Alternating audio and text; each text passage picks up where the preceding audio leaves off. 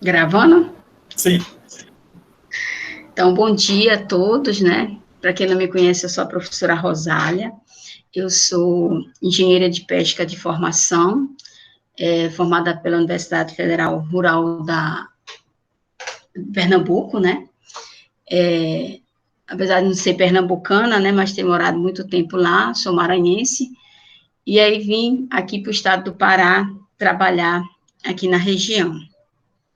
Eu trabalhei por 15 anos, né, fui colega aí do Carlos, nós fomos colegas lá no CEPNO, né, vim trabalhar no CEPNO Ibama, eu passei 15 anos lá, e depois fiz concurso para professor da UFRA, né, atualmente eu sou professora do curso de Engenharia de Pesca da Universidade Federal Rural da Amazônia, e na árdua missão de coordenadora do curso também, né.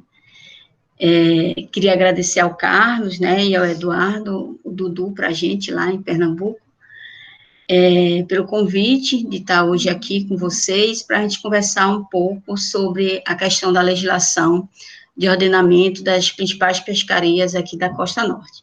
Como são muitas, né, eu acabei tentando reduzir, para a gente tentar ter uma conversa aqui, pelo menos de três pescarias principais, né, e conflitantes e com muitas questões, né, para a gente discutir com relação a elas, porque legislação, né, é um mundo, tem muitas normativas, e pelo momento atual, né, que o Brasil passa, tanto pelo momento de pandemia, mas também por toda essa crise ambiental, né, que o Brasil vem passando com o atual governo, tudo isso às vezes perde tanto sentido e também perde também a objetividade para que seria a legislação, né? Então, vou passar aqui para vocês. Então, aqui a pesca na costa norte, a gente acaba, né, ficando, quem vem de outra região, né, quando chega aqui, se depara com esse mundo que é a pesca na costa norte. Então, a gente tem uma pesca multiespecífica aqui na plataforma, então, ninguém sai para pescar direcionado para um determinado recurso e traz só ele, né, a gente tem uma biodiversidade altíssima e uma grande diferenciação na atividade em si. A gente tem tanto pesca artesanal quanto a pesca industrial na região, e uma diversidade de frota, uma diversidade de apetrecho e de espécies. E isso já traz um complicador, um diferencial para a região. A gente tem uma região onde existe bastante conflitos, não só entre as atividades pesqueiras, mas também com outras atividades de desenvolvimento, outras atividades produtivas, e também com outras atividades com impactos, né, poluidor na região.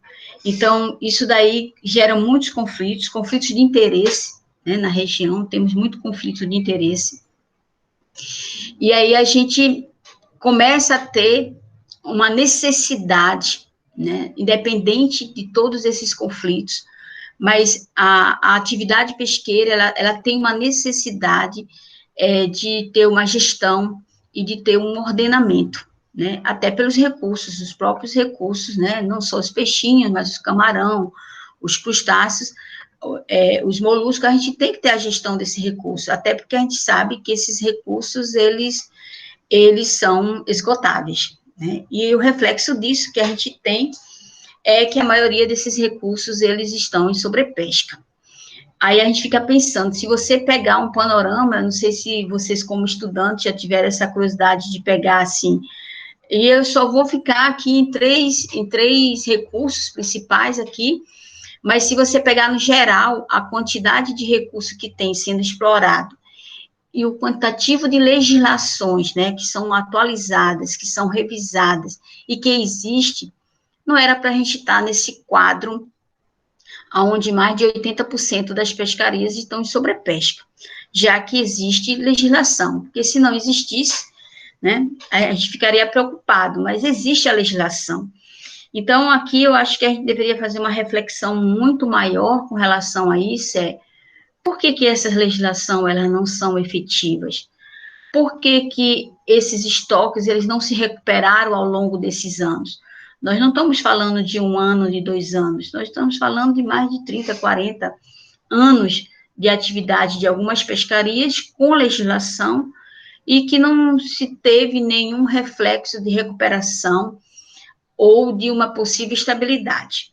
E atualmente, como vocês sabem, né, essa questão, a gente nem pode dizer como é que está a questão dos estoques, porque nós estamos sem estatística pesqueira.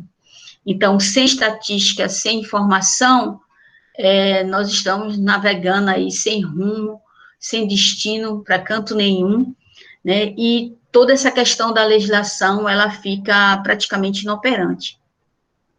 E é uma tristeza, porque quem nunca viveu um processo de ordenar e de fazer gestão de um recurso, vocês não têm ideia do trabalho, do esforço que é para você conseguir trabalhar essa questão da legislação. Então, não é simplesmente colocar uma norma no papel e publicar isso. Então, isso perfaz por uma questão muito maior de pesquisa. Então, tem que ser pesquisado, primeiramente, para que as normativas elas sejam efetivas. E aí, outra questão que a gente pode discutir, será que todos os artigos que estão lá nas instruções normativas, elas são efetivas, elas são exequíveis, elas são também exequíveis de fiscalização? Às vezes, se cria muita legislação que fica só no papel, né? Não sai do papel.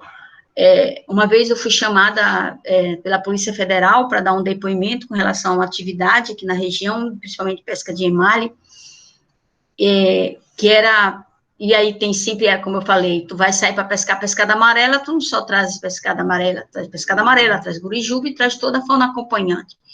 E além das pescarias acidentais, né, que tem, como de mamíferos aquáticos, né, de tartarugas, que é inerente à vontade do pescador. Ele não sai para pescar tartaruga, né?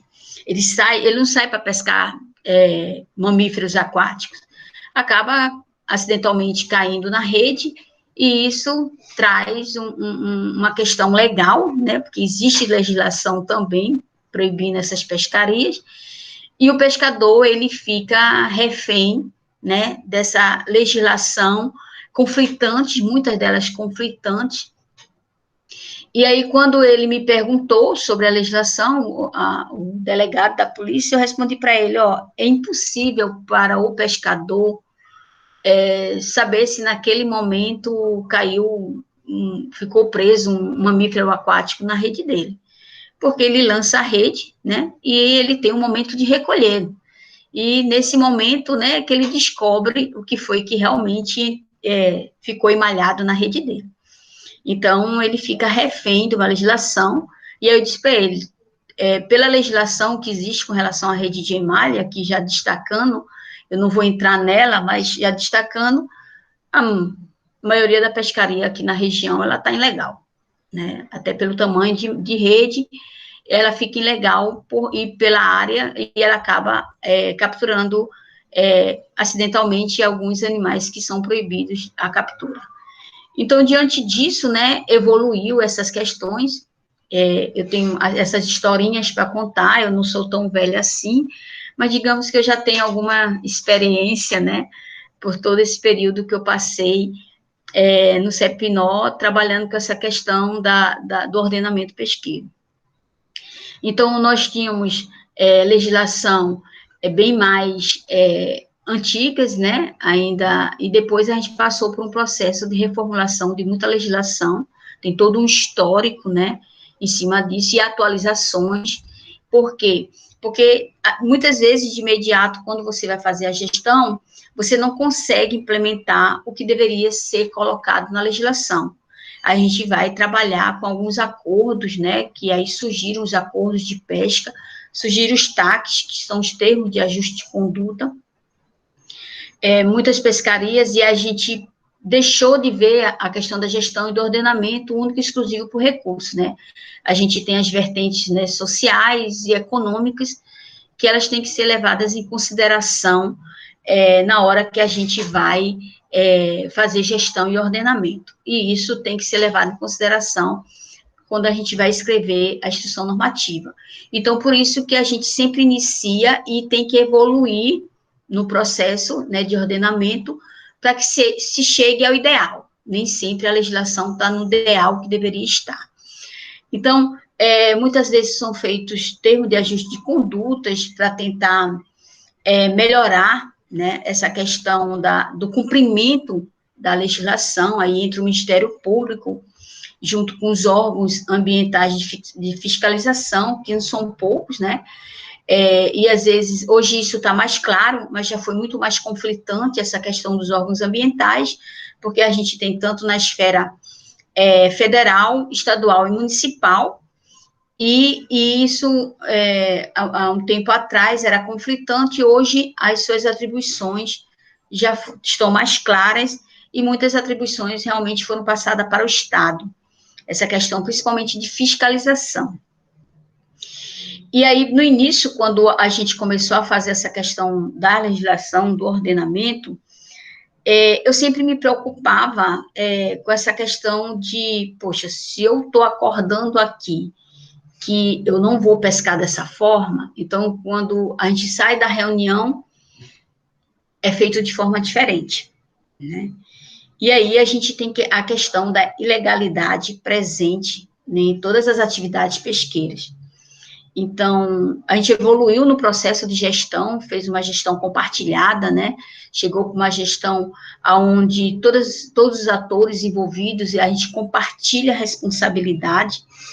Isso foi um avanço na questão da gestão, mas a gente ainda tem muita coisa legal, e isso acaba atrapalhando todo esse processo, que a gente tem que rever, né?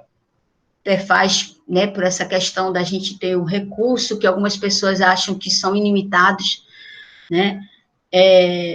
Algumas pessoas também que estão dentro da atividade, né, não vê isso como inesgotável, né? Ele fala lá, não, eu saio para pescar, eu continuo pegando peixe, mas algumas pescarias, né, industriais, isso já reflete principalmente na questão econômica. Então, eu vi uma evolução nesse período aí de 20, 30 anos, aonde essas pessoas foram convidadas para sentar, para tomar decisão. As legislações, quando elas foram elaboradas, elas não foram elaboradas como eram antigamente, né? Lá em Brasília, as pessoas sentavam e elaboravam. Foram convidados o setor produtivo, foi convidado os representantes das categorias de pescadores. Então, isso foi construído na realidade, não? Então, esse processo de construção veio para tornar as pessoas corresponsáveis desse processo, e elas se sentirem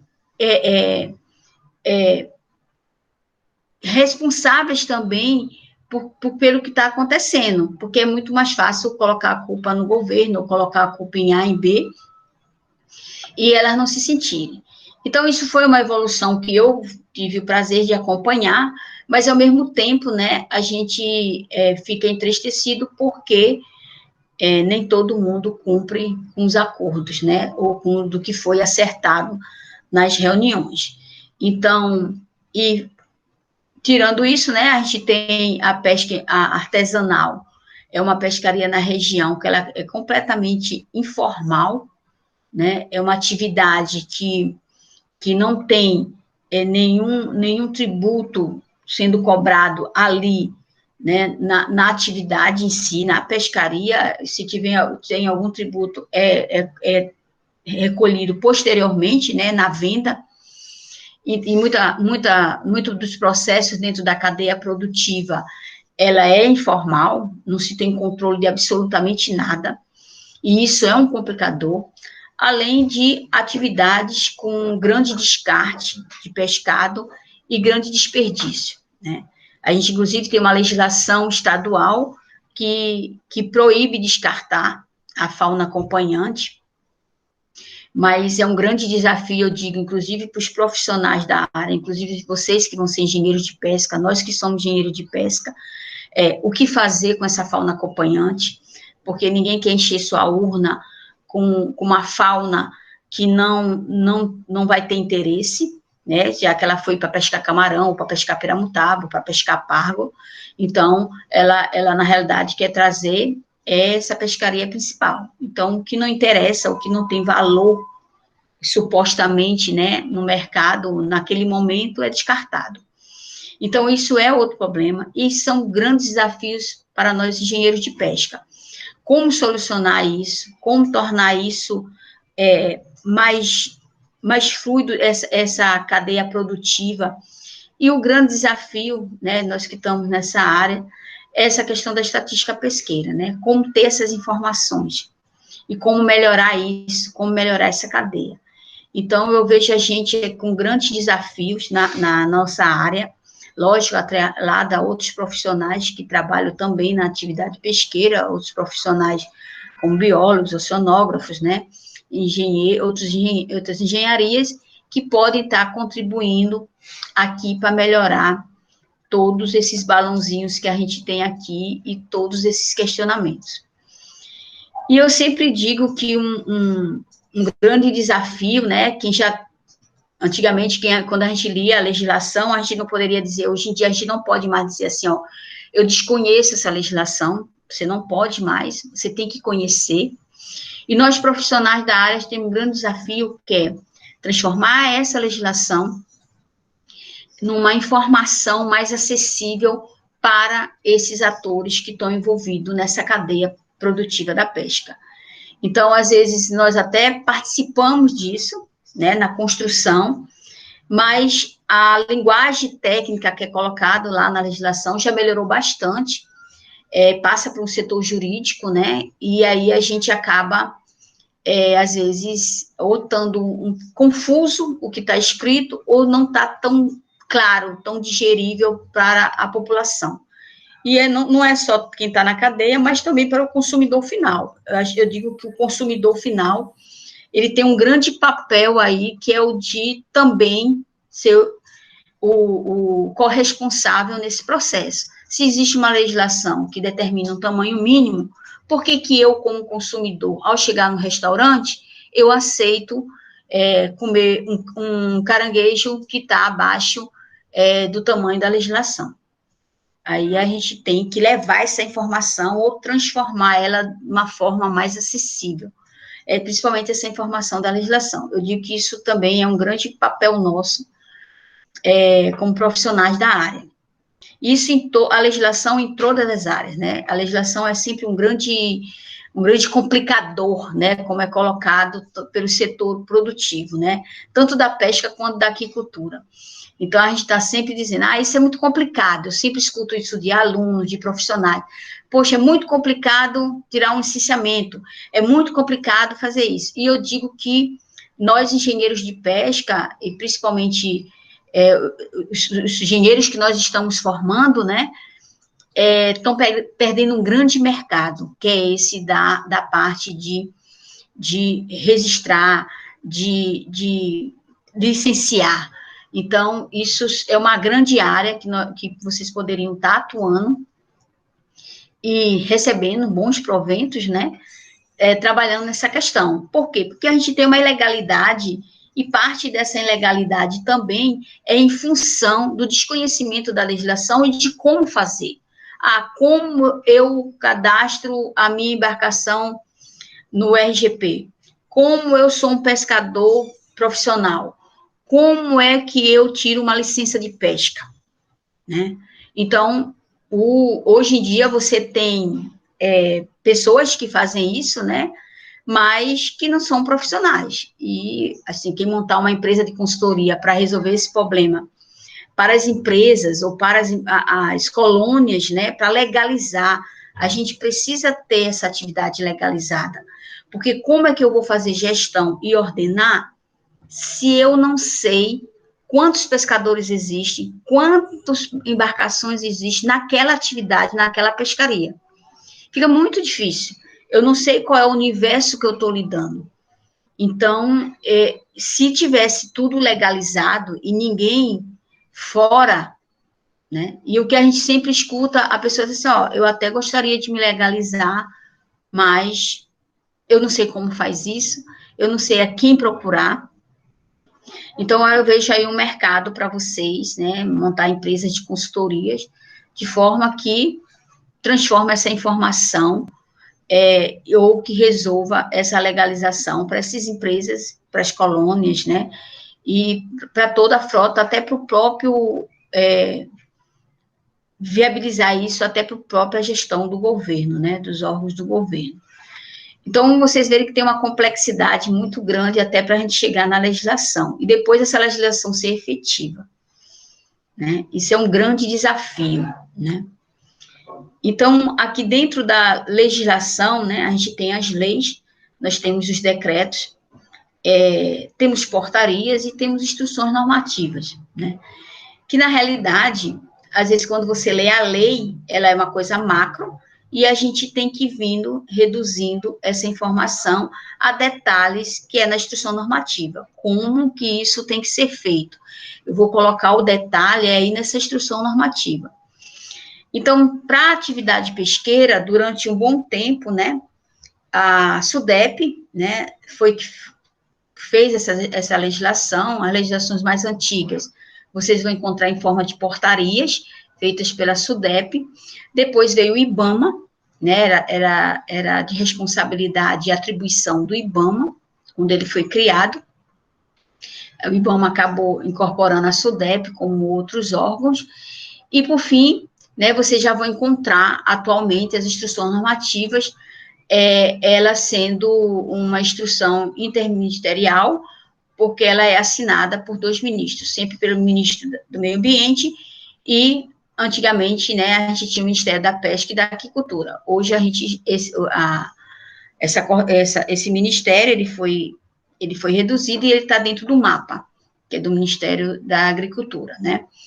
Então, mas as portarias, elas estão sempre saindo assinadas por 2 ministros, né? Ficou uma gestão compartilhada entre os ministérios, e até um determinado ponto, né, é muito conflitante. Quando era no IBAMA, né, o IBAMA foi muito mais para a vertente meio ambiente, né, ele tinha dentro das suas atribuições fomentar e legislar dentro da questão ambiental. Então, quando foi criado o Ministério da Pesca, ele tinha mais um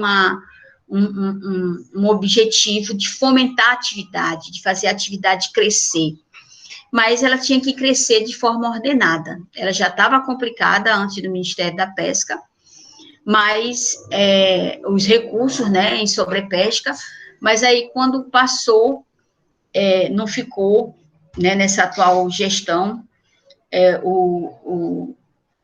e a outra anterior, né, quando o Ministério foi extinto. Então, hoje, está no nível mais baixo, né, do Ministério, e continua sendo assinada entre os 2. Então, uma coisa que a gente teve que se reinventar agora na pandemia, né, eu falei, uma das disciplinas que eu leciono é avaliação de estoque, e dentro dessa parte de avaliação de estoque, né, dentro do conteúdo, a gente tem a parte de legislação.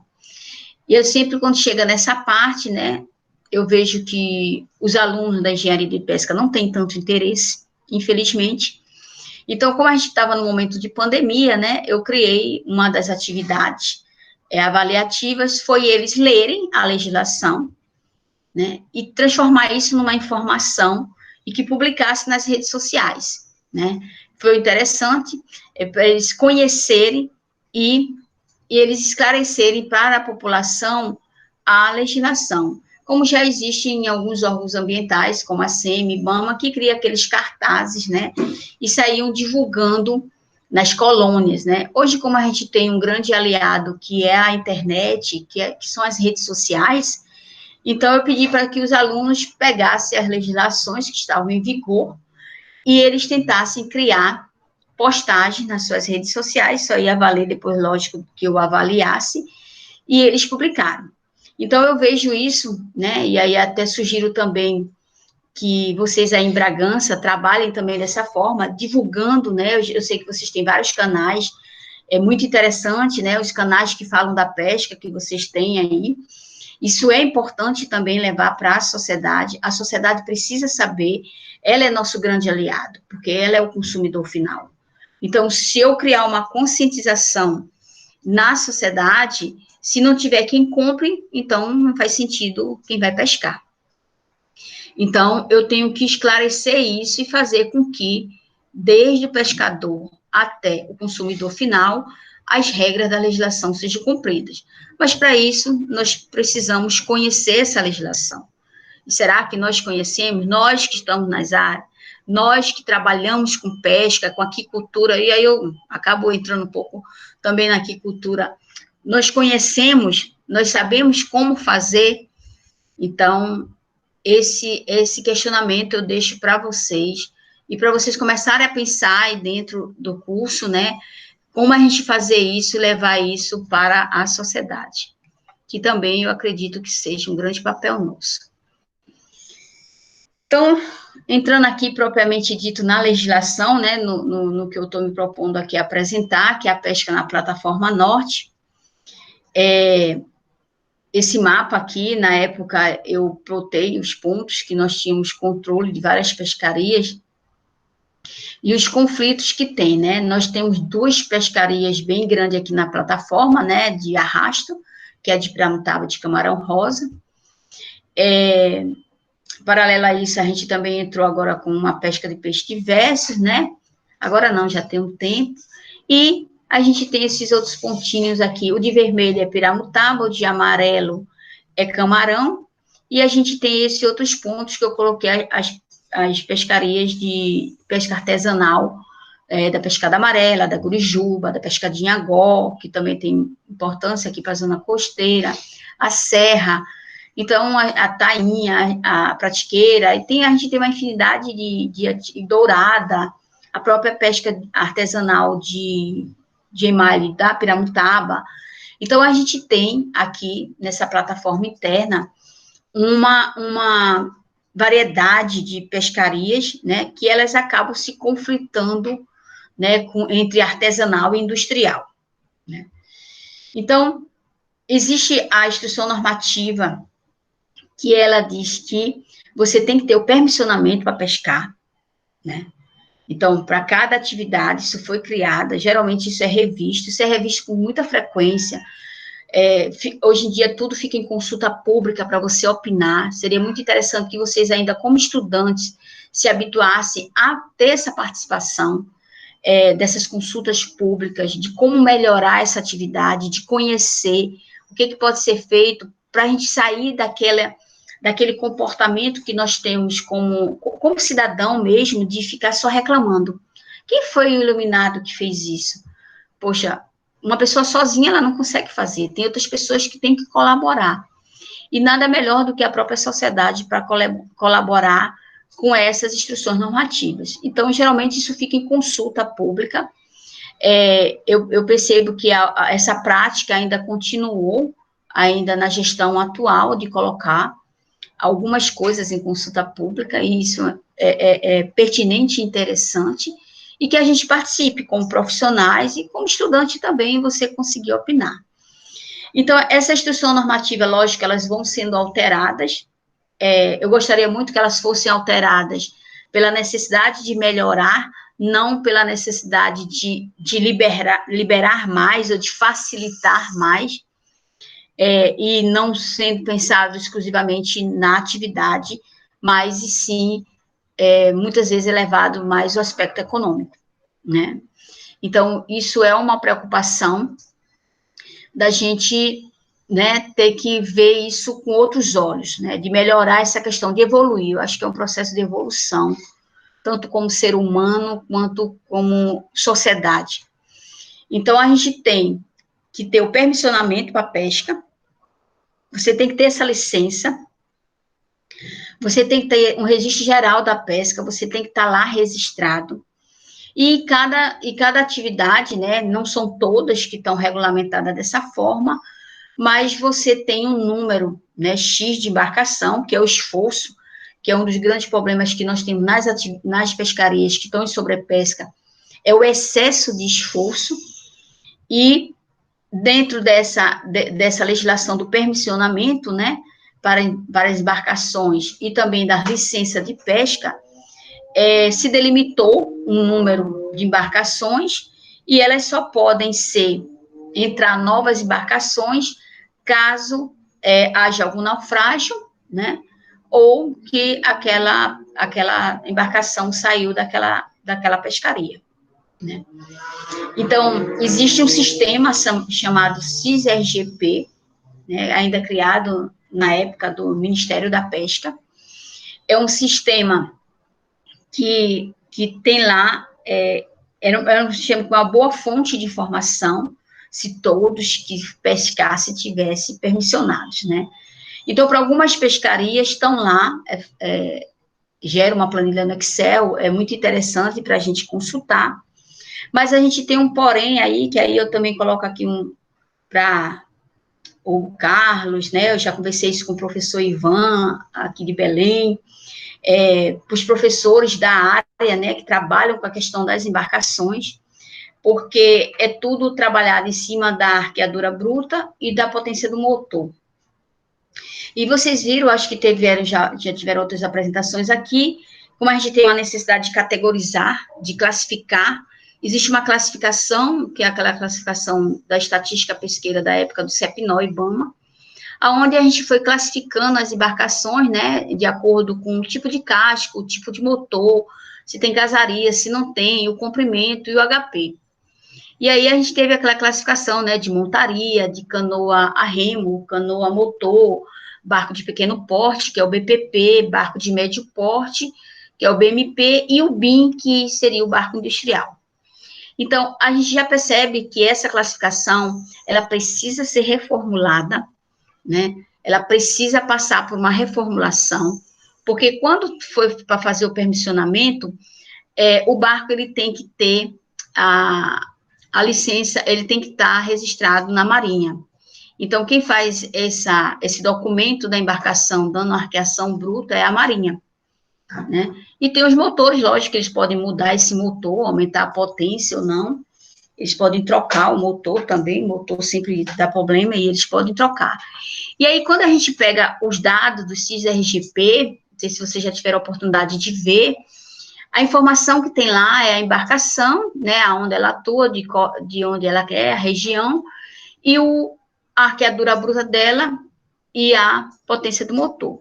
O comprimento só é exigido caso eles estejam fora do padrão lá, para algumas pescarias, que ele pode informar o comprimento, mas quando é disponibilizado para a gente, nós não temos o comprimento. E aí, quando eu pego a arqueadura bruta e a potência, a gente queria uma correlação, eu até pedi para o Ivan, né, para a gente poder classificar essas embarcações. Então, essas são as informações que a gente tem, e a gente tem uma necessidade de classificar quem são essas embarcações.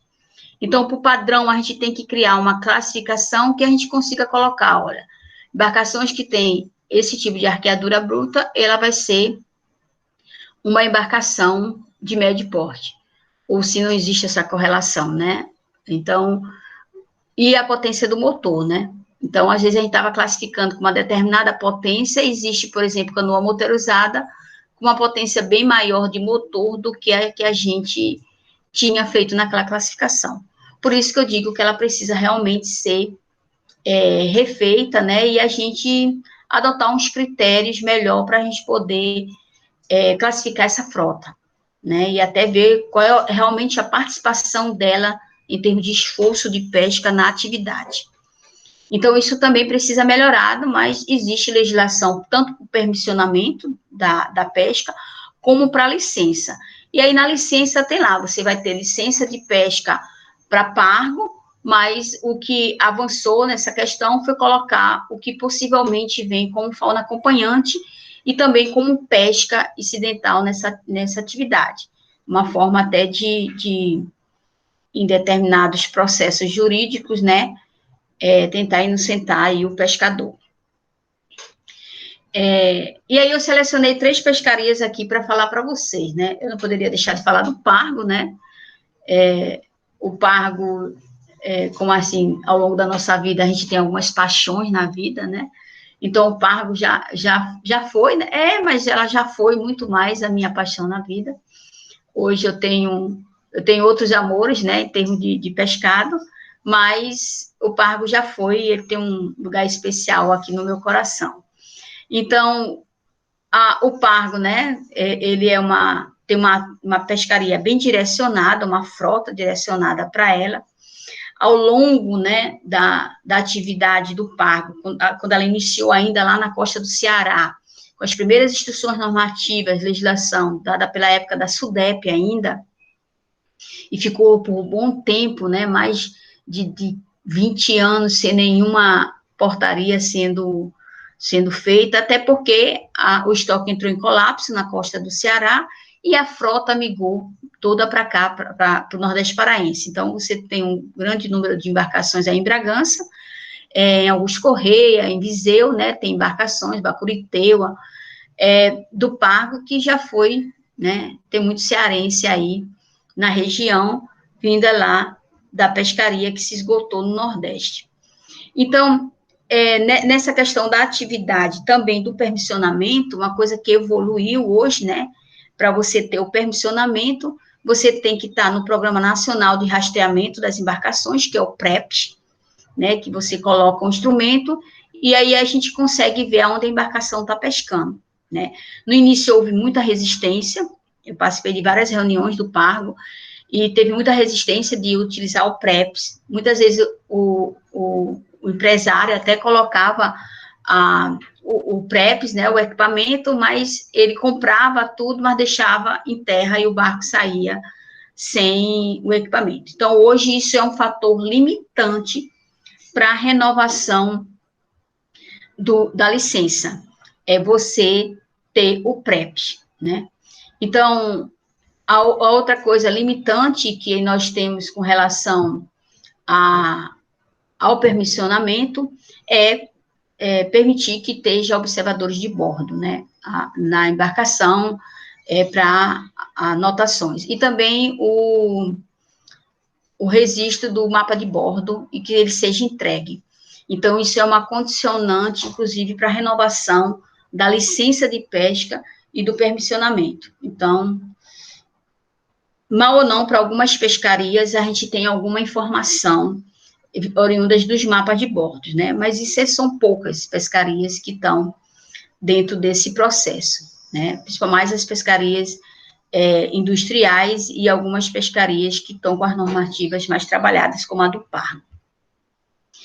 Então, para o Pargo, a gente tem 150 embarcações devidamente autorizadas, que é permitido, e 25 delas podem ser acima de 15 metros, né? A gente tem uma frota de BMP e uma frota de BPP, lógico que elas têm autonomia diferente, vão para áreas diferentes de pesca, e elas foram limitadas. Então, isso é interessante, limitar o esforço, por quê?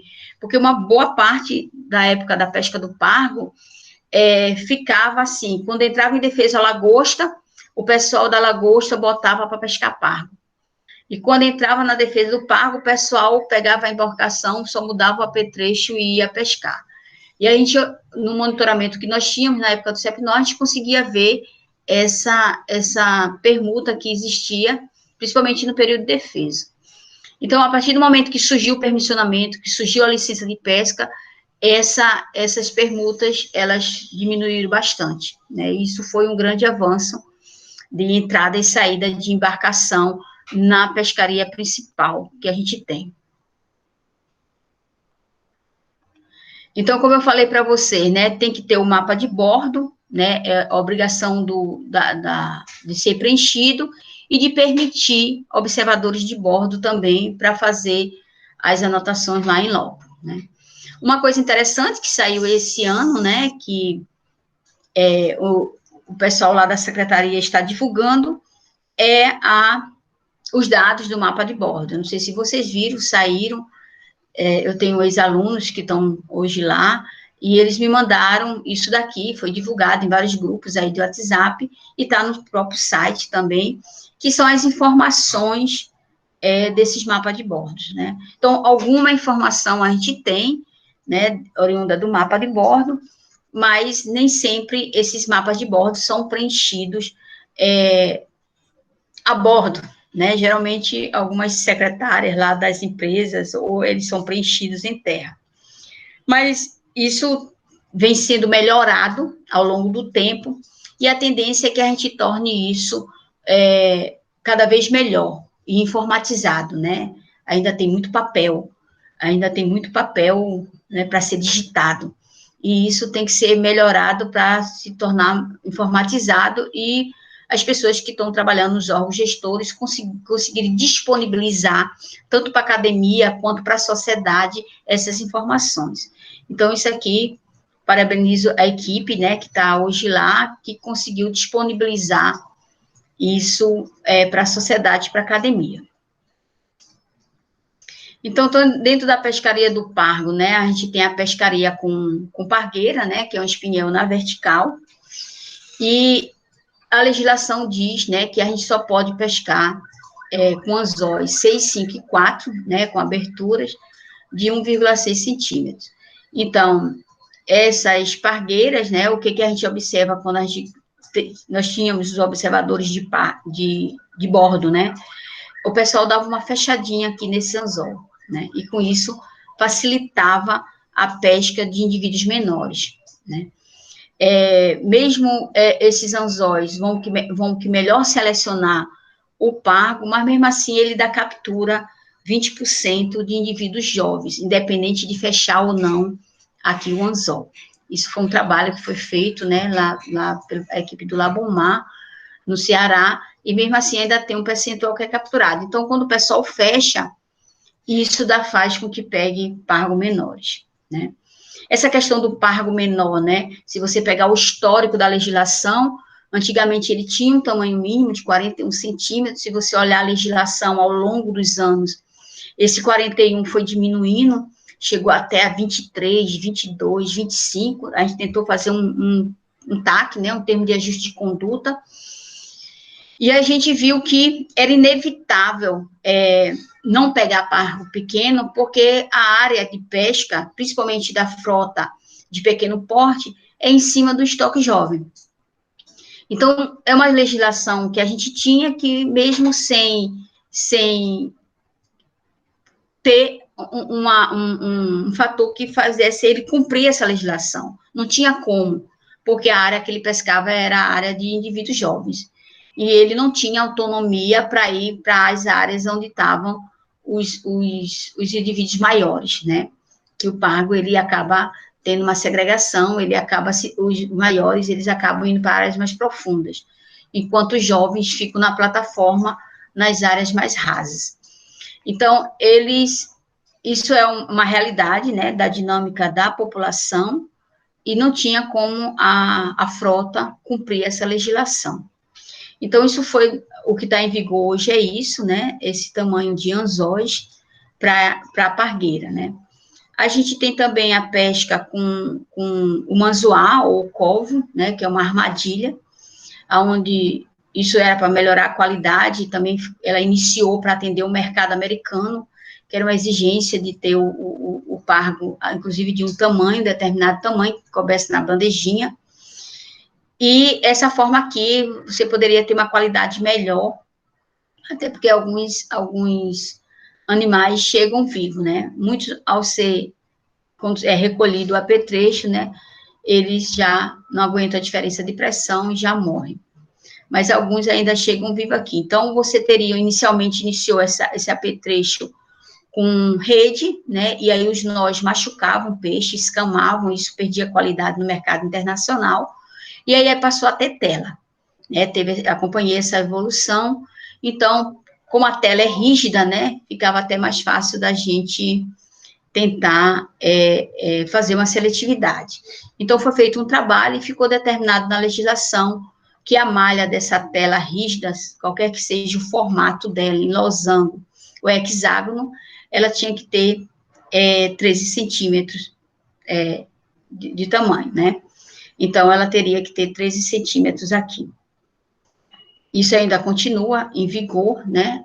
algumas coisas retiraram da instrução normativa, até por impossibilidade mesmo de cumprir, principalmente essa questão do tamanho mínimo, era uma coisa que tinha-se dificuldade de cumprir, e aí, ao longo do tempo, né, isso foi perdendo e saindo da legislação. A gente ainda tem o defeso, né, o pargo, ele tem uma desova contínua, com 2 picos ao longo do ano, e tem um pico mais evidente nesse período aqui, que está o defeso, né, de dezembro até 30 de abril. Lógico que quando você, dentro do período de defeso, você tem que fazer declaração de estoque, a legislação permite isso, porque você pode capturar, chegar e depois comercializar, desde que você faça a declaração de estoque. Isso tem que acontecer, senão você pode sofrer penalidades ao ser pego comercializando pargo no período de defesa. Outra pescaria que nós temos aqui é a pesca da piramutaba, né? Ela tanto é capturada de forma artesanal como industrial. Nós temos as normativas, né? E eu trouxe aqui algumas informações para vocês do que elas tratam. Para a pesca artesanal, é sempre conflitante, principalmente área entre pesca artesanal e pesca industrial, da pesca da piramutaba. Por quê? Porque ela faz uma migração. A gente tem 2 estações bem definidas aqui na região, né? Que é pouca chuva e muita chuva. Então, isso altera a água aqui na plataforma e isso muda, né, as áreas de pesca e o comportamento da piramutaba. Ela acaba entrando na calha do Rio Amazonas para migrar e isso, né, essa área, ela tem uma dinâmica em função dessa questão da pluviosidade da região. Então, para a pesca artesanal, a gente tem uma rede de, no máximo, 4.000 metros, né, que tem que ser em malha de 140 milímetros, tá? Sempre entre nós opostos, a malha esticada. E eles têm uma área que eles atuam. Então, dentro dessa questão também da frota, tem uma discussão, né? Porque dentro daquela classificação que eu falei do CEPINOL, barco com casco de madeira seria artesanal, então com fibra já seria industrial, tem também a relação do tamanho do motor, da arqueadura, da urna, mas a gente tem barcos de madeira pescando piramutaba aí, com redes com mais de 20 quilômetros, né? A gente tem uma embarcação que atua e que ela tem aquele dilema se ela é artesanal ou não, né? Ela está muito mais com o poder de pesca dela é igual ou maior do que uma da frota industrial. Então, a gente tem a legislação para a pesca industrial, né?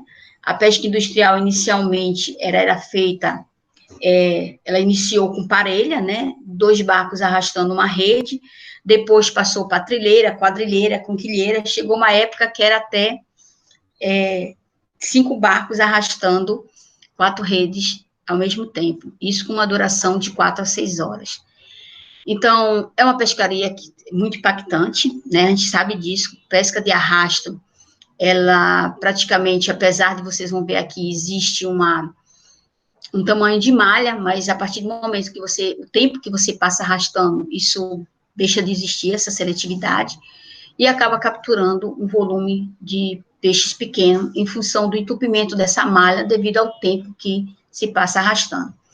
Então, com a legislação, houve a limitação em 48 embarcações para essa frota, e também só ficou permitido, né, só é permissionado a trilheira, ou seja, 3 barcos arrastando, né, 2 redes ao mesmo tempo. É notório, né, a gente não precisa dizer que a frota, tanto da piramutaba quanto do camarão, é uma frota antiga, é uma frota, eu até brinco às vezes quando a gente entra dentro dos barcos, né, lá em Coraci, onde é o polo industrial, só em entrar, a gente já corria o risco de pegar um tétano. Então, é uma frota que muito antiga, né, que está atuando na região já há um bom tempo. Então, isso também não teve muitos investimentos com relação a essa renovação de frota. Então, é a que está pescando aí já há bastante tempo. Com relação ao petrecho da rede de arrasto, né, determina o tamanho mínimo da malha de 100 milímetros entre nós ao postes esticados, né, e aí isso é o complicador, porque uma rede, quando ela é arrastada, dependendo da velocidade da tração que é feita nesse cabo, ela acaba fechando mais, né, ela deixa de ter esse comportamento da malha aberta e ela fecha, e ainda, atrelado a isso, o tempo de arrasto faz com que os animais maiores acabam entupindo essa malha e capturando indivíduos menores. Então, isso é um complicador, apesar da legislação dizer um tamanho mínimo de malha, tanto no saco quanto ao longo aqui do corpo da rede, mas isso acaba sendo ineficiente, né, em decorrência da característica da pescaria. Outra coisa que tem também é a área de pesca proibida, né? A gente tem toda essa área de vermelha que é proibido arrasto para piramutaba, porque é a área que, principalmente aqui nessa parte, é a área que atua a pesca artesanal. Então, para evitar esse conflito, né, então se proibiu, e sem contar que aqui tem uma diversidade de espécies, né, que seria um grande complicador fazer arrasto, né, já é complicador fazer arrasto aqui na plataforma, imagine dentro aí das 12 milhas. Então, como eu falei, acaba capturando um grande número de indivíduos jovens, né, mas a piramutaba tem um mercado internacional, ela é toda, uma parte é exportada, uma boa parte da pesca industrial, ela é exportada. Antes, tinha uma limitação nessa área, na portaria mais antiga da SUDEP, a gente tinha uma proibição, né, de pescaria nessa área, principalmente aqui em frente ao Pacoval, né, que é uma área conhecida. Mas quando a gente começou a monitorar essa pescaria, a gente viu que uma determinada época do ano, os arrastos se concentram aqui, né, justamente é no período em que diminui as chuvas, né, e, consequentemente, a descarga dos rios diminui também, e a água salgada, ela salobra, ela entra um pouco mais, diminui as plumas, né, do rio, e aí a piramutaba começa a entrar para dentro da calha do Rio Amazonas, do Rio Pará, fazer essa migração. Então, a frota também vem acompanhando essa migração, né? Fora isso, a gente tem toda uma pescaria artesanal ao longo de toda a calha, né, do Rio Amazonas, da pesca de piramutaba, que é outro complicador também para esse recurso, né? O que ela escapar daqui, ela vai ser pego ali dentro do rio, né? Ela também tem defeso, né, de 1º de setembro a 30 de novembro, né, esse período de defeso aqui para pesca de arrasto, né, esse período de defeso é somente para pesca de arrasto. A mesma coisa, ele pode declarar estoque de comercializar, mas aí fica difícil essa fiscalização, porque continua a pesca artesanal de malha e também continua a pesca ao longo de toda a calha, né, que ela migra em determinado período, segundo a teoria do Ronaldo Barthes, né, ela vem reproduzir aqui em cima. Então, isso também é um complicador, né, para a efetividade da gestão dessa pescaria. E falando aqui da pesca do camarão, né, já são 10h10, né, vou dar uma acelerada aqui, a gente tem também o permissionamento da frota, se reduziu para 101 embarcações aqui para pescar, não só o camarão rosa, mas as outras espécies de camarão, camarão branco. Então, as outras espécies também, né, quem pesca, não pesca só uma, tem um percentual menor, mas aqui na costa do Pará e Amapá, o percentual maior já é do camarão rosa. Quando chega para a costa do Maranhão, esses percentuais, eles dão uma invertida e uma diminuída. Então, a gente tem limitação de frota para a pesca do camarão, a gente tem área limitada aqui, onde atua essas pescarias, logicamente está relacionada com o tipo do banco de lama que tem, né, o camarão, ele dá numa determinada área em função, onde está em sua maior abundância, em função do tipo de substrato, né, que tem que ser lamoso, e, obviamente, ele também vai ter uma fauna acompanhante, uma das principais, que é até aproveitada em partes, é a pescada gó, que ela é capturada também como fauna acompanhante aqui na pesca do camarão. E aí, ela também tem o defeso, né? Ficaria interessante, né, se todo mundo parasse realmente no período de defeso das atividades. Só que, o que acontece? De um tempo para cá, não sei dizer exatamente quando, acho que tem uns 10 anos já tem mais de 10 anos. No período do defeso, isso foi ainda na época do Ministério da Pesca, eu me posicionei contra, né? Foi criado um novo permissionamento para essas embarcações que deveriam parar, né, de pescar camarão e pescar piramutaba, foi dado um novo permissionamento para elas pescarem peixe diverso, numa área mais na plataforma aqui interna. E isso é um complicador, né, porque a pesca de arrasto, ela tem ela não seleciona, a seletividade dela é nenhuma. A gente tinha, a priori, uma legislação que proibia nessa área, que é conhecido como uma área da lixeira, pelo fato de ter bastante algas, e aí seria a área do refúgio do camarão, quando ele estava retornando do estuário, ele ficava nessas áreas aqui, onde tinha esse refúgio, digamos assim, para ele se proteger. E durante um tempo, né, foi jogado aqui blocos de concreto para proibir o arrasto, mas foi inoperante porque a dinâmica é tão intensa aqui na plataforma com relação à descarga dos rios, né, e o acúmulo de sedimento, que esses blocos ficaram todos cobertos, né, por lama, e eles, na ponta deles, tinham umas ramificações, né, para impedir que arrastasse, ou quando arrastasse, que a rede se rasgasse. Então, isso também foi inoperante nessa tentativa de proibir o arrasto aqui, e atrelado a isso, ainda surgiu aqui o arrasto de peixe diverso, né? Assim, não adiantou a gente questionar, na época, para o Ministério da Pesca, que isso não fazia sentido, que o ideal é que as embarcações realmente ficassem paradas, né? Até porque é uma atividade econômica rentável, é exportado o camarão. Então,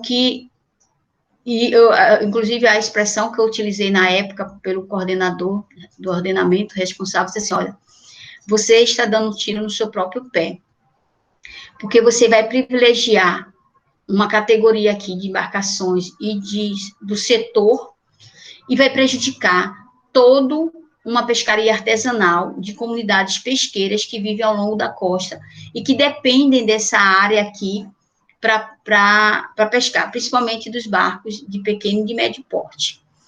Então, esse reflexo hoje já é sentido em todos, né, porque todo mundo percebe que a produção tem diminuído, cada vez mais eles têm que passar mais tempo pescando, mais tempo, mais gasto com óleo, com deslocamento para outras áreas, porque passou a ter uma competitividade muito maior aqui, com essa frota de camarão que atuava nessa parte onde vocês estão vendo amarelinho, ele passou a vir atuar aqui. E aí, como toda legislação, né, a gente tem as penalidades, né, todas elas, quando vem lá no final, tem as penalidades, desde a apreensão do apetrecho e a apreensão da carga. E como é uma carga perecível, geralmente é doado de imediato, ou dependendo do estado dela, ela é incinerada ou ela é descartada, mas geralmente é doada, né, para instituições carentes ou distribuída para a população. E aí não dá tempo do dono, né, recorrer, ou o máximo que ele vai recorrer para o apetrecho para a embarcação, caso ela seja apreendida. E como a gente viu essa área onde é atuado essas atividades, a dificuldade que seria para fiscalizar. Então, é muito difícil fiscalizar, mas quando o pessoal vai para alto mar e fiscaliza, eles conseguem pegar muitas irregularidades, mesmo essas pessoas estando acordado que não fariam o que estão fazendo fora da legislação.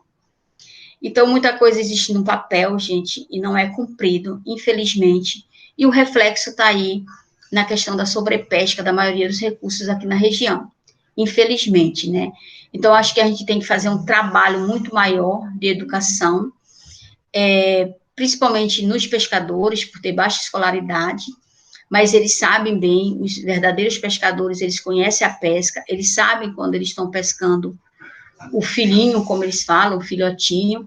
Então, acho que nós, como profissionais da área, temos que atuar mais em cima disso, mais em cima de trabalhar o cumprimento dessa legislação e, obviamente, os órgãos ambientais, que são vários, né? Hoje nós temos tanto o Nordeste Paraense, como toda a costa norte, com bastante unidade de conservação, e aí entra também os órgãos, né, como o ICMBio, atuando aí também, e de fazer essa força-tarefa da gente poder impedir. Lógico que isso acaba causando outro problema social, que é aprender rede, aprender mercadoria, causar prejuízo, e no momento que nós estamos, talvez isso não seja muito salutar para essa questão da pandemia. Mas e também ninguém está pescando. Então, depois, quando nós retornarmos, né, as atividades normais, vai ser outro complicador reeducar o mínimo que a gente já tinha, né, e trabalhar para que essas instruções sejam cumpridas. Bem, pessoal, eu selecionei só 3 pescarias, né, lógico que a gente tem uma diversidade enorme de pescaria aqui na região, mas para a gente poder começar e eu conseguir cumprir aqui o tempo que me foi dado. Beleza, Lilia. Agradecemos a apresentação e vamos lá, pessoal. Questionamentos para a professora Rosália, pode ser pelo chat ou aqui mesmo, se levantar a mão. A hora é agora da gente, né, tirar nossas dúvidas sobre essa, né, a parte do ordenamento, que é uma coisa muito importante, né? Sempre o pessoal nunca gosta da parte de legislação, Carlos. Não, uma coisa que você apresentou aí, Rosália, que eu também tenho o mesmo pensamento, é em relação à caracterização, né, a categorização dos tipos de embarcações, né? Isso já vem, né, desde o Sapinó, naquela época, né? E muita coisa já foi sendo modificada, né? E aí eu acho que realmente já está na hora de ter um esforço aí, né, de tentar melhorar, né, essas diferenças, nessas categorias, né, de montaria, né, pode até mudar o nome, não sei, mas que melhorasse, né, porque aqui tem umas que eu vejo, por exemplo, canoa motorizado, até mesmo de pequeno porte, ainda tem motor a vela, né, de motor ou motor e vela, né? Então, a gente não vê mais embarcação de pequeno porte com vela, né? Então, algumas coisas já foram modificadas e parou no tempo, né? Isso aí, a gente sabe que é uma coisa dinâmica, né? Apesar que a gente vê que nossas embarcações aqui são de 30, 40 anos atrás, mas eu acho que realmente está na hora de a gente juntar esforços aí para a gente tentar melhorar essa classificação. E botar aí como desafio para os estudantes, né, que tem que fazer ESO, tem que fazer TCC. Eu acho que tem muita coisa para ser feita, para caracterizar de cada região. Lógico que em algumas regiões, quando vai para águas continentais, muda um pouco, mas a gente precisa resolver isso, até porque quando eu pego o banco de dados do RGP, do CIS-RGP, eu não me diz nada aquele banco, entendeu? Porque é só a HP e a arqueadura bruta. E aí, eu classifico isso em quê? Quem é a frota de médio porte? Quem é a frota de pequeno porte, né? A gente fez isso agora para Baetetuba, a gente conseguiu as informações, mas não me disse nada, entendeu? Então, a gente... Tem que ver capacidade de carga, né, urna, tudo isso influencia, né, naquele tipo de embarcação, né? E a gente precisa melhorar também essa informação que é colocada também no CIS-RGP. A gente precisa ter para poder a gente avançar nisso, né? Eu vejo isso, eu cobrei do Ivan, eu coloco agora aqui, a gente tem o quê? 4 cursos aqui no estado do Pará, né? Somos 4, e a gente tem vários professores, né? Excelentes professores que trabalham nessa área, e a gente pode fazer um esforço, sabe, Carlos, independente do governo, de a gente mesmo fazer essa provocação para a academia, para a gente mesmo traçar essa nova categorização aí e resolver esse problema. E contribuir até para o órgão responsável, né, no caso, agora que está no mapa aí a questão da pesca, então a gente contribui, vocês têm que fazer assim. Eu acho que isso é um papel importante nosso que estamos na academia, né? Com certeza. Não é? Também acho que seria bem interessante da gente ter essa conversa, né? Eu sei que o professor Eduardo já tem algumas coisas, né, que ele já fez aqui também na região em cima disso, né? Eu também, algum tempo atrás, já faz bastante tempo, na verdade, que a gente também fazia esse levantamento de embarcações e tudo, mas aí a gente foi... E isso tudo era muito em cima dessa categoria anterior, né? Mas nada de propor uma nova categorização, né, das embarcações pesqueiras aí, né? Mas é interessante, a gente pode conversar, né, depois, né, tentar ver com os professores que trabalham nessas áreas dos outros, né, além da UFPA, da UFRA, a gente também tem o IFPA, né, tem a UFOPA, né, então tem vários, né, cursos aí que a gente pode tratar sobre isso. Agora, pessoal, pode dizer.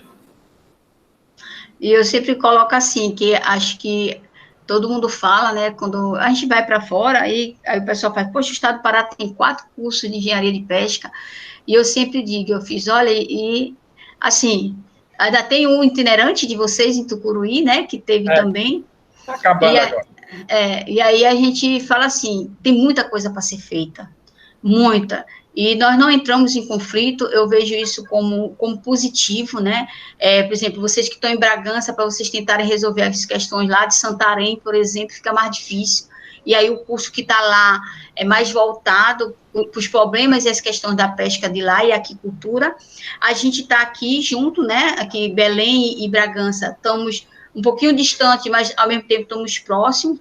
E eu acho que tem tanta coisa para ser feita, que tem espaço para todo mundo. E aí eu sempre digo, às vezes, para os alunos, poxa, professor, o que é que eu faço no meu ESA, o que é que eu faço no meu TCC?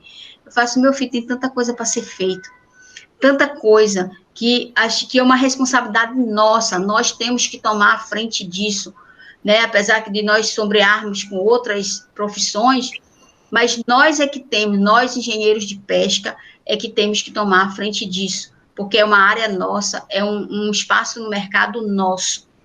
Então, a gente já tem tantas brigas por aí, né, com outros profissionais na área de tecnologia do pescado, na própria área de agricultura, mas na área de pesca, esse nicho é nosso.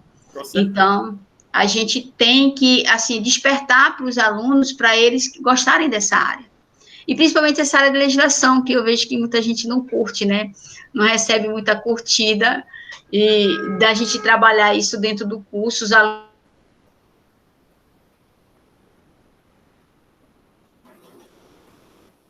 Travou aí?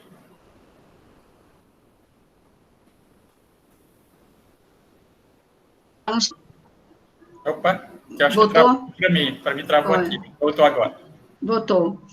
Eu digo que quem faz engenharia de pesca não pode ser uma pessoa normal, né? Eu sempre brinco, porque tu tem um básico de engenharia, né? Eu sei que às vezes isso decepciona muita gente quando entra no curso, né? Nós temos muita evasão. Tu tem um básico de engenharia com cálculo, com física, com álgebra. Aí quando chega no meio do curso, tu tem uma biologia, né? Aí bem forte, depois mistura a estatística com a biologia, aí o pessoal pira de vez, e aí no final do curso tu ainda tem a parte de legislação, que você tem que entender de legislação. E aí tu tem um ramo gigante aí para onde você vai querer ir, se é pesca, aquicultura, tecnologia do pescado, se é essa parte de extensão pesqueira. Então, o curso, eu tenho orgulho de ser engenheira de pesca, eu nunca escondo isso para ninguém, mas é um curso que você tem quando eu vejo um aluno dizer assim, eu estou desempregado, eu faço, você está porque você quer. Porque tem muito campo aqui na região e tem muita coisa para ser feita. Você vê a condição que está a atividade pesqueira na região. Então, tem várias linhas para vocês seguirem e que vocês possam, assim, que o que eu falei aqui sirva para vocês poderem despertar para essa área da legislação. Uhum. Espero ter contribuído. Sim. Hoje não, porque a gente está nessa fase de pandemia, mas eu sempre falava para eles, né, que eles têm que aproveitar o curso, né, a gente tem que aproveitar durante essa parte de graduação, porque tudo é um aprendizado e meio que norteando para onde você quer ir, né?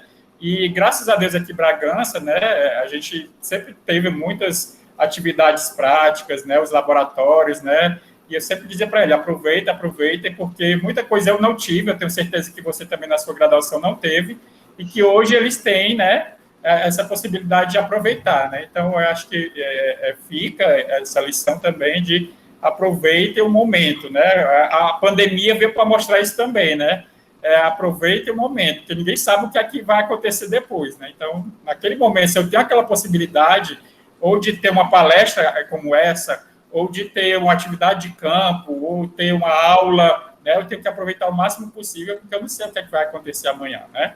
E isso aí é muito importante para a vida profissional, né? Porque quando você sair, você tem todo esse conhecimento, aí você tem toda essa bagagem que, às vezes, o seu colega ali do lado, ele não estava, né, participando, presente, e ele já fica um pouco para trás. Não que seja uma competição, mas né, você tem que ter esse lado também.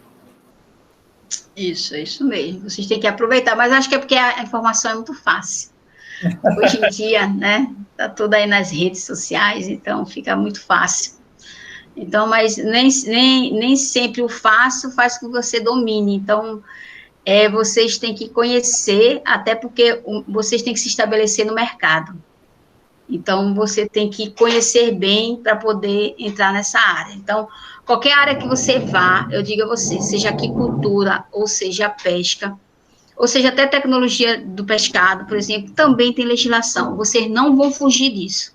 Não adianta, vocês não vão fugir. Qualquer que seja a área, vocês vão ter que ler instrução normativa, vocês vão ter que entender, e vocês vão ter que passar isso para o teu público-alvo, seja um empresário, seja um pescador, seja uma colônia, onde quer que vocês estejam trabalhando, ou seja no próprio governo, né? Então, não deixe de ter um olhar especial aí para a legislação. Faz parte da nossa vida como engenheiro de pesca. E, por fim, agradecer Carlos e o Dudu aí pelo convite, tá? Se puder, a gente dá umas voltas aí por Bragança. Nós é que agradecemos, né? Não sei se o Eduardo quer falar alguma coisa, Eduardo. Gente, eu só quero pedir desculpa, porque eu estava ouvindo vocês e eu vou acabar estourando a cabeça aqui de tanta coisa. Mas, Rosália, parabéns pela palestra, muito legal aí, viu? Eu não participei 0%, né? Porque eu estava no meio da reunião dos calouros aqui para a entrada dos alunos agora, no PL2, mas eu estava ouvindo, muito legal, parabéns. E bom final de semana para vocês. Obrigada aí, pessoal. Obrigada, Carlos. Não, Rosália, nós que agradecemos, né? Você sempre participando, sempre nos ajudando também, né? Naquela época do lado do canal do LAPEN, do vídeo, né? Nos ajudando, e eu sei que a gente pode sempre contar com você, aí, porque a gente precisar, a recíproca também é verdadeira, o que precisar da gente aqui, né? Da faculdade, da gente, a gente está à disposição aí para lhe auxiliar, beleza? Então, me agradeço muito mesmo por você ter participado e o pessoal aí que está presente, né? Apesar de que eu queria que esse pessoal participasse mais, né? Porque já pensou uma palestra que você está aqui, você não precisa gastar dinheiro, você não vai ter que se deslocar e tudo, né? Você está em casa muitas vezes, obviamente, a gente sabe da problemática, às vezes a gente está, né, com alguns problemas, seja pessoais, né, saúde, alguma coisa, mas eu acho que a gente tem que aproveitar mais essas oportunidades, né? Mas é isso. Eu acho que também na minha época de graduação devia ser assim e eu que não sabia. Isso. Tá certo, ok, obrigada, gente. Bom dia. Bom dia, Rosália. Bom dia para você. Bom final de semana. Tchau. Carlitos, o que é com o francês? Espera aí. Deixa eu só interromper aqui a gravação. Tá.